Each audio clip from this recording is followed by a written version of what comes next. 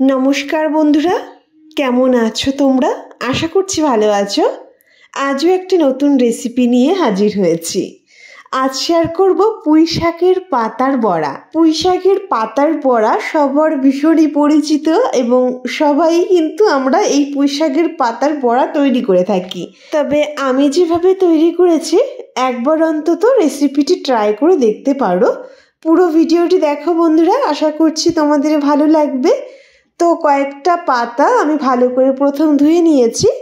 এবার ছুরির সাহায্যে এরকম সরু সরু করে আমি কেটে নিলাম। সবগুলো পাতা ঠিক একই রকম ভাবে কেটে নিয়েছি। কেটে একটা পাত্রে প্রথম নিয়ে নিচ্ছি। আর আধা ঘন্টা আগে আমি কিছুটা আতপ চাল ভিজিয়ে রেখেছিলাম। আধা ঘন্টা রাখার কারণে চালটা বেশ নরম হয়ে গেছে। এইবার এই আতপ চালটা আমি শিলনোড়ায় ভালো করে বেটে নিচ্ছি। একদম মিহি না করে একটু দানা দানা রেখে বাটতে হবে। এবার এই কুচনো পুঁই শাকের পাতার মধ্যে দিয়ে দিলাম বড় সাইজের একটা পেঁয়াজ কুচি। পেঁয়াজটা এরকম লম্বা লম্বা করেই কিন্তু কুচি করে নিতে হবে। আর একটা মিডিয়াম সাইজের আলু আমি সিদ্ধ করে ম্যাশ করে রেখেছিলাম। সেই সিদ্ধ করা ম্যাশ করে নেওয়া আলুটা দিয়ে দিলাম। আর তার সঙ্গে যে আতপ চালটা বেটে নিয়েছি সেই চালের গুঁড়িটা অ্যাড করে দিয়েছি। এখানে আমি আতপ চাল শিলনোড়ায় বেটে অ্যাড করলাম, তবে তোমরা চাইলে শুকনো চালের গুঁড়িটাও এখানে দিতে পারো, বা চালের গুঁড়ি না থাকলে বেসনও দিতে পারো। তার সঙ্গে কয়েক পিস কাঁচা লঙ্কা কুচি অ্যাড করেছি আর পরিমাণ মতো লবণ আর হলুদ। যেহেতু পাত্রটা ছোট হয়ে যাচ্ছে তাই আলাদা একটা পাত্রে নিয়ে নিলাম। এবার তার মধ্যে অ্যাড করেছি 1 চামচ বাটা মশলা। এখানে কিছুটা মশলা আমার বাটা ছিল, আদা, রসুন, জিরে, শুকনো লঙ্কা, কাঁচা লঙ্কা। সেই বাটা মশলা থেকে 1 চামচ বাটা মশলা অ্যাড করেছি।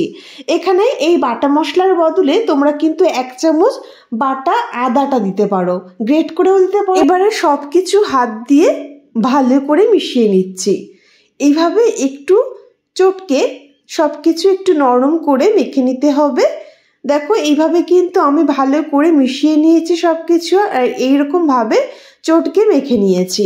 যখন দেখবে একটু গোল শেপ তৈরি করা যাচ্ছে, বুঝতে হবে আমাদের পুঁই শাকের বড়ার জন্য একদমই তৈরি হয়ে গেছে। এখানে আমি কিন্তু আর কিছুই অ্যাড করিনি। ভালো করে মেখে নেওয়ার পর ঠিক এইরকম শেপ তৈরি হয়েছে। এবারে আমি অন্যদিকে একটা কড়াই বসিয়ে দিয়েছি আর কড়াইতে সামান্য রিফাইন অয়েল দিয়ে দিলাম। আর এদিকে পুঁই শাকের পাতা থেকে এরকম গোল করে একটা শেপ হাত দিয়ে তৈরি করে নিচ্ছি। তো দেখো এইভাবে সুন্দরভাবে গোল শেপ করে হালকা চ্যাপটা করে এরকম একটা বড়ার শেপ তৈরি করে নিলাম। এবারে তেলের উপরে ছেড়ে দেব। আঁচটাকে প্রথম লোতে রেখেই বড়াগুলো দিয়ে দিচ্ছি। এক এক করে সব বড়াগুলো এইভাবেই তৈরি করে নেব। আর বড়াগুলো ভাজতেও কিন্তু একদম কম সময় লাগে। এই বড়াটা তৈরি করতে বেসন বা চালের গুঁড়ির পরিমাণ যতই কম দেবে খেতে ততই ভালো লাগবে।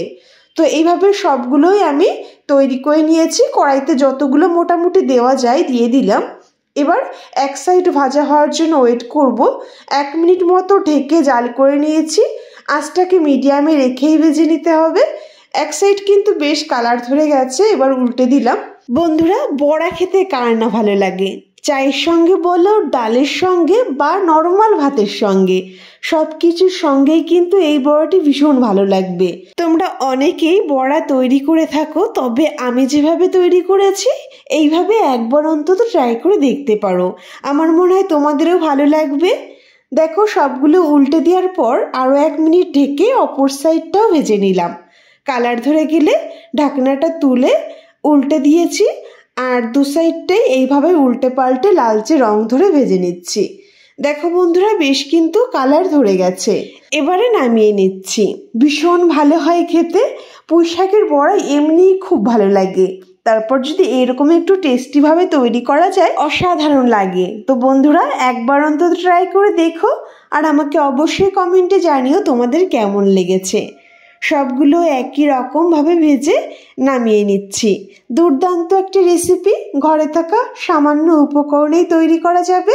আশা করছি তোমরা যদি বাড়িতে একবার তৈরি করো তোমাদেরও ভালো লাগবে। তো বন্ধুরা, রেসিপিটি কেমন লেগেছে তোমাদের অবশ্যই বলো। ভালো লাগলে আমার এই ছোট্ট চ্যানেলটি সাবস্ক্রাইব করে পাশে থেকো বন্ধুরা।